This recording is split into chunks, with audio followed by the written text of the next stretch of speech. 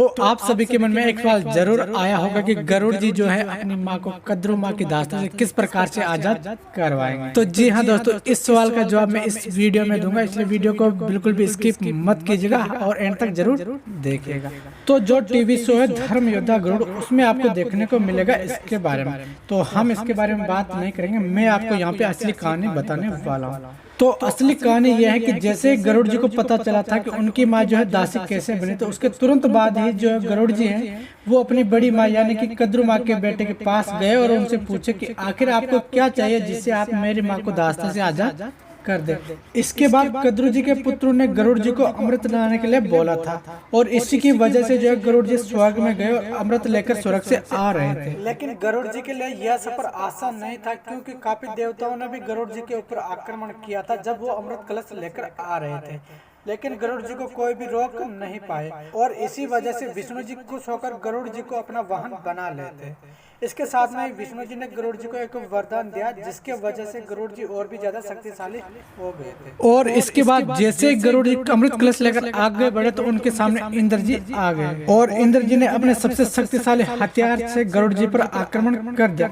लेकिन गरुड़ जी को वहां पर कुछ भी नहीं होता, क्योंकि उस समय तक गरुड़ जी को जो है विष्णु का वरदान मिल चुका होता है। इसके बाद इंद्र जी हार कर गरुड़ जी से मित्रता कर लेते और गरुड़ जी से बोलते कि आप इस अमृत कलश को मत लेके जाइए, अगर आप इस अमृत कलश को उन सर्पों को दे दे तो वो सर्प हैं जो बहुत शक्तिशाली हो जाएंगे और विनाश पर विनाश कर देंगे।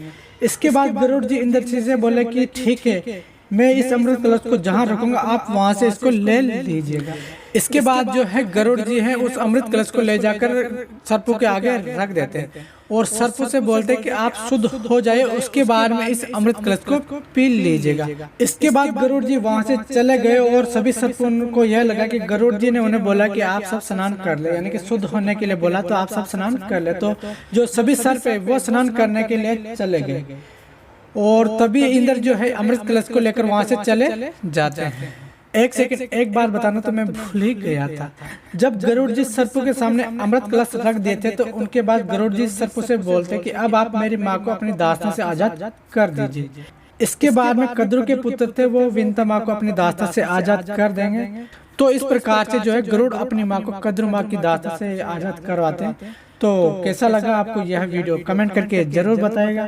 लेकिन अगर आपको जानना है कि धर्म योद्धा गरुड़ के आने वाले एपिसोड में आपको क्या देखने को मिलेगा तो आप यहाँ पे क्लिक करके जान सकते हैं। मैं मिलूंगा नए वीडियो के साथ, तब तक के लिए जय हिंद, जय Bharat, take care, bye bye.